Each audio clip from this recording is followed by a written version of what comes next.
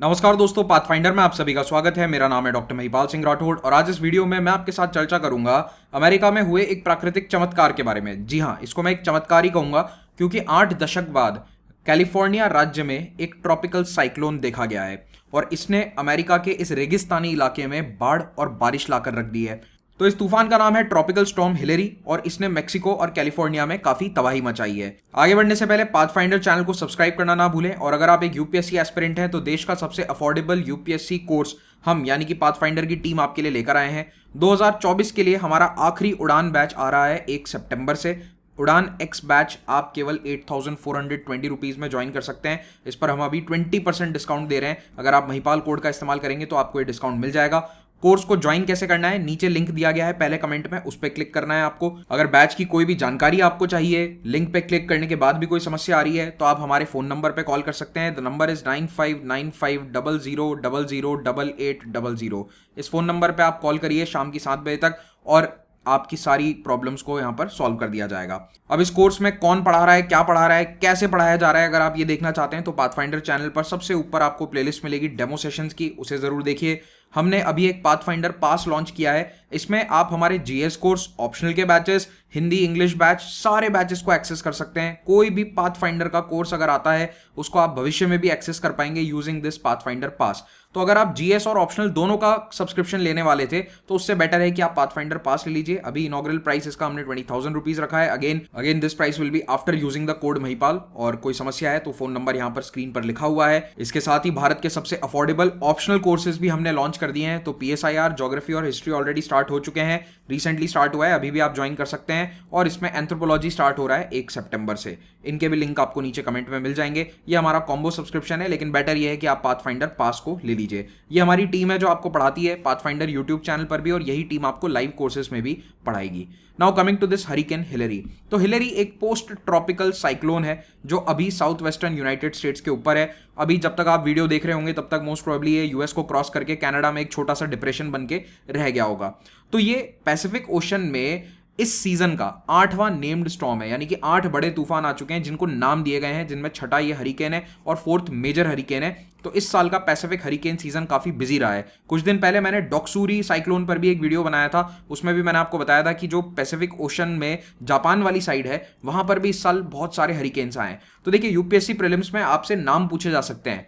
आपको एक क्वेश्चन बना के दे दिया जाएगा कि Adrian, Beatriz, Calvin, Dora, Fernanda, ये सब क्या हैं? तो they are all tropical cyclones जो पैसिफिक ओशन की पूर्वी तरफ आए थे, यानी कि जो अमेरिका वाला तट है, जापान वाला नहीं बल्कि यूएस वाला या फिर मेक्सिको वाला जो तट है, उस तरफ जो तूफान आए हैं, हरिकेन्स आए हैं, उनका ये नाम है। यहां पर आप इन सभी साइक्लोन्स की मैपिंग देख सकते हो कि इनका क्या रास्ता रहा। कई सारे साइक्लोन जो हैं वो समुद्र पर ही बनकर समुद्र पर खत्म हो जाते हैं, वो लैंडफॉल नहीं करते हैं। जब वो जमीन पर टकराता है तब वो ज्यादा नुकसानदायक होता है, वरना अगर समुद्र पर ही डिसिपेट हो जाए, खत्म हो जाए, तो उसका कोई खास नुकसान नहीं होता है। तो हिलेरी जो है इसकी शुरुआत 12 अगस्त के आसपास हो गई थी, जब एक लो प्रेशर एरिया बनता है। ऑफ कोर्स आपको पता ही होगा कि साइक्लोन कैसे बनते हैं, नहीं पता तो आप हमारी ज्योग्राफी क्लासेस अटेंड करके उसको जान सकते हो। मैं अभी इसकी डिटेल में नहीं जाने वाला हूं। एक बात आपको बस याद रखनी है कि इसकी शुरुआत हुई थी यहां मेक्सिको और ग्वाटेमाला के तट के निकट।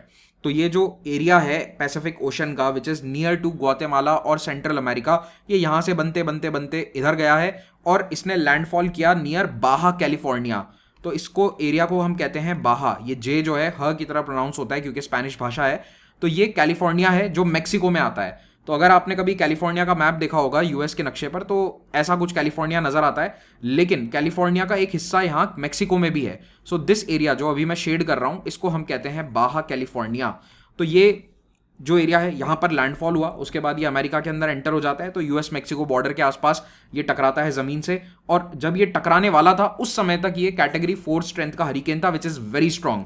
तो ये कैटेगरी 4 क्या होता है? तो देखिए, जैसे हमारे देश में हम कहते हैं super cyclonic storm, extremely severe cyclonic, very severe cyclonic storm, वो विंड की स्पीड के ऊपर होता है। वैसे ही अमेरिका ने अपनी एक अलग स्केल बना रखी है, अपना एक अलग क्राइटेरिया बनाया हुआ है, जिसका नाम आपको याद रखना है। इसका नाम है Saffir Simpson scale. This is very important, इसका नाम भूलना मत। तो सफीर सिम्पसन स्केल को यूएसए मानता है, दूसरे देश नहीं मानते हैं। सबने अपने अपने क्राइटेरिया बनाए हुए हैं। जैसे भारत वाला ये है जो हमारे मेट्रोलॉजिकल डिपार्टमेंट के द्वारा इस्तेमाल किया जाता है, वैसे ही यूएस के जो मेट्रोलॉजिकल डिपार्टमेंट है, उनकी जो वेदर सर्विस है, वो इसको मानती है। तो इस सफीर सिम्पसन स्केल में 5 कैटेगरीज होती हैं, 1 2 3 4 5।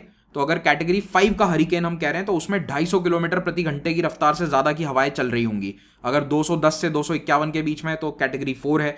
तो ये वाला जो हरिकेन हिलेरी है ये समुद्र के ऊपर था, तब तक कैटेगरी 4 था, और जब ये लैंडफॉल किया उसी समय ये 4 से 3 की कैटेगरी के अंदर आ गया। अब ये सब कैटेगरी वगैरह नंबर आपको याद नहीं रखने हैं कौन से हरिकेन के क्या है, बस पता होना चाहिए कि सफीर सिम्पसन स्केल क्या है और कैटेगरी 1 2 3 4 5 में सबसे हाईएस्ट कैटेगरी कौन सी है। और भारत के पैरेलल में अगर कभी पूछ लिया जाए कि मान लो ऐसा सवाल आ जाए कि इंडिया के अंदर सबसे हाईएस्ट कैटेगरी का साइक्लोन क्या होता है, super cyclone, super cyclonic storm, तो इसमें 221 से ऊपर की हवाएं होती है, उसका पैरेलल यूएस में क्या होगा, तो वो कैटेगरी 4 हो जाएगा। तो यूएस के अंदर 210 के ऊपर की हवाओं को ही कैटेगरी 5 मानते हैं। अब आप कहोगे कि सर हमारे यहाँ पर 250 के ऊपर वाले को क्या कहते हैं, तो हमारे यहाँ कुछ अलग नॉमेनक्लेचर नहीं है, क्योंकि हमारे यहाँ पर जनरली ये 221 के ऊपर वाले बहुत रेयरली आते हैं। यूएस के अंदर क्या है कि बहुत हरिकेन्स और साइक्लोन्स आते हैं, तो उनके वहां पर ये हायर कैटेगराइजेशन थोड़ा उन्होंने ज्यादा रखा है। ठीक है, तो इसका लैंडफॉल हुआ था ये सैन क्विंटन नाम की जगह का नाम जरूरी नहीं है, बस ये ध्यान रखना कि ये बाहा कैलिफोर्निया कहलाता है and this is the gulf of California. और कैलिफोर्निया मेक्सिको में भी है और कैलिफोर्निया अमेरिका में भी है। तो ये जो आपको राज्य नजर आ रहा है ये यूएसए का कैलिफोर्निया राज्य है और यहां पर कैलिफोर्निया राज्य मेक्सिको में भी है। ओके, तो कैलिफोर्निया एक बहुत बड़ा हिस्टोरिक रीजन हुआ करता था जिसको बाद में डिवाइड कर दिया गया अमेरिका और मेक्सिको के बीच में। तो देखिए ये जो हमारा हरिकेन हिलेरी है ये ग्वाटेमाला के आसपास से शुरू होकर धीरे धीरे धीरे आगे बढ़ता हुआ यहाँ पर लैंडफॉल करता है और अभी वो कैलिफोर्निया के ऊपर होते हुए नेवाडा वगैरह से होते हुए कनाडा की तरफ जा रहा है। तो ये इसका पाथ है, दिस इज द वे। और यूएसए में या नॉर्थ अमेरिका में कितने हरिकेन्स आते हैं या साइक्लोन आते हैं वो आप यहाँ से देख सकते हो कि ऑलरेडी यहाँ समुद्र में कई सारे साइक्लोन्स और हरिकेन बन रहे हैं। जैसे कि यहाँ पर गल्फ ऑफ मेक्सिको के अंदर हेरल्ड बन रहा है जो अभी एक ट्रॉपिकल डिप्रेशन है, तो ये कैटेगरी 3 के शायद आसपास तक पहुंचेगा। अब बात करते हैं कि ये तूफान इतना ऐतिहासिक क्यों है। देखिए यूएसए का जो कैलिफोर्निया वाला तट है उसमें आमतौर पर इतने साइक्लोन नहीं आते, जैसे भारत में भी अरेबियन सी वाली साइड पर इतने साइक्लोन्स नहीं आते हैं, इट इज़ वेरी रेयर। वैसा ही यूएस के अंदर भी है, कारण भी दोनों के सिमिलर हैं कि अरेबियन सी में कम क्यों आते हैं, बे ऑफ बंगाल में ज़्यादा क्यों आते हैं, वो सेम यहाँ पर भी होगा कि गल्फ ऑफ मेक्सिको में ज़्यादा आते हैं साइक्लोन, इधर इतने नहीं आते हैं। तो आखिरी बार इतना मेजर स्टॉर्म यहाँ पर आया था 1930s में, 80 साल से भी ज़्यादा हो चुके हैं। और ये एरिया यूएसए के सबसे ड्राईएस्ट इलाकों में से एक है, सबसे सूखा इलाका है ये पूरे यूएसए का। तो ये जैसे कि यूएसए का मैप है अकॉर्डिंग टू द रेनफॉल, तो आप यहाँ पर देखोगे कि ये वाले एरियाज लाल रंग में हैं। जो दक्षिणी कैलिफोर्निया के इलाके हैं ये सारे लाल हैं। अगर आपने डेथ वैली का नाम सुना हो तो वो भी इसी कैलिफोर्निया राज्य में आती है। तो ये लाल वाले जो इलाके हैं यहाँ पर साल भर में 5 इंच बारिश भी नहीं होती है। और पूरा कैलिफोर्निया अगर आप देखोगे तो वो ब्राउन कलर का है, तो एवरेज रेनफॉल यहाँ पर 10 इंच के आसपास होता है पूरे साल का। ऐसे में इस कैलिफोर्निया में जहां बहुत आबादी है, बहुत इकोनॉमिक डेवलपमेंट है, आजकल पानी की कमी बनी रहती है। पिछले 20-30 सालों से कैलिफोर्निया में ज़बरदस्त पानी की कमी है और इसी के कारण कैलिफोर्निया में बहुत सारे फार्मिंग क्राइसिस या ड्रिंकिंग वाटर क्राइसिस देखने को मिले हैं। तो वैसे तो कई लोग खुश हो रहे हैं, खास करके वहाँ की सरकार एक बार खुश हो गई थी कि चलो ट्रॉपिकल साइक्लोन के ही बहाने बारिश तो आएगी, कम से कम हमारे डैम नदियाँ ये सब भर तो जाएंगे फिर से। तो इसीलिए इनका खुश भी होना लाजमी है, लेकिन दूसरी तरफ नुकसान भी होगा।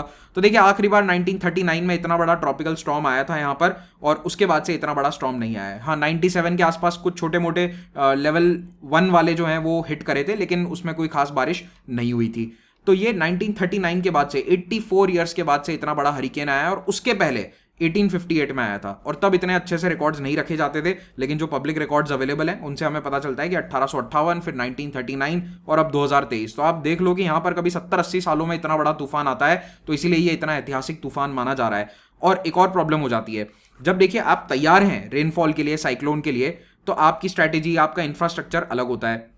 फॉर एग्जाम्पल भारत में उड़ीसा के तट पर लगभग हर दूसरे साल या एक साल में बड़ा तूफान आता है, तो वहाँ की सरकार, वहाँ का एडमिनिस्ट्रेशन तैयार रहते हैं उसके लिए। They have very good protocols for cyclone mitigation, और ऐसा भारत के पश्चिमी इलाकों में आपको देखने को नहीं मिलेगा। तो जो पश्चिमी राज्य हैं, महाराष्ट्र है, गुजरात है, उनमें तैयारी थोड़ी सी लैकिंग होती है। हालांकि अब बहुत अच्छी हो गई है, लेकिन जैसे 99 या 98 में एक बहुत बड़ा साइक्लोन आया था गुजरात में, उस समय बहुत भारी नुकसान हुआ था। उड़ीसा में भी पहले बहुत नुकसान होता था, अब नहीं हो रहा है। पिछले 20-25 सालों से वहां पर काफी अच्छी तैयारियां करी जाती है।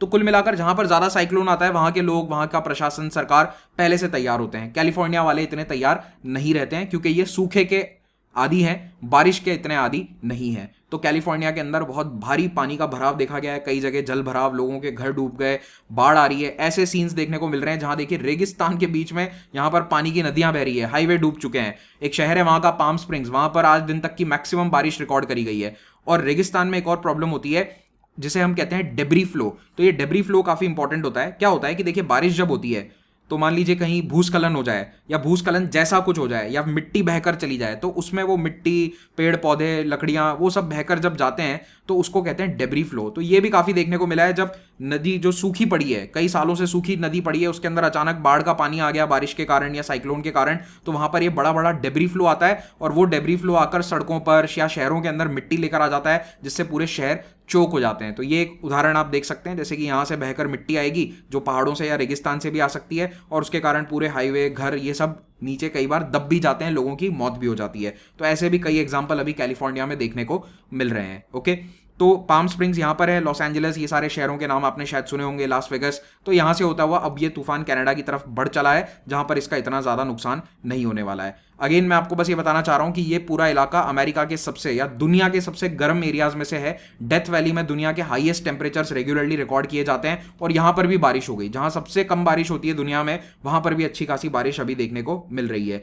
फाइनली यही है कि कैटेगरीज याद रखना, सफीर सिम्पसन स्केल का नाम याद रखना, और ये हिलरी, फर्नांडा, ये सारे क्या नाम है, ट्रॉपिकल साइक्लोन्स के नाम है पैसिफिक ओशन में। ये बातें आपको याद रखनी है। Of course I am sure आपको पता होगा कि साइक्लोन कहाँ पर कहते हैं, हरिकेन कहाँ पर कहते हैं। तो अमेरिका वाले एरिया में इसे हरिकेन कहा जाता है, एशिया में जनरली इसे साइक्लोन, और जापान साइड या चाइना में कई जगह से टाइफून कहते हैं। इसी के साथ ये वीडियो समाप्त करेंगे। अगर आपको अच्छा लगा है तो इसे लाइक जरूर करें। हमारे अनअकैडमी के जो प्रीवियस टॉपर्स हैं उनका नाम आप यहाँ देख सकते हैं। पर्सपेक्टिव सीरीज के वीडियोस को मिस मत कीजिएगा। Subscribe to our social media handles. Thank you so much, have a great day.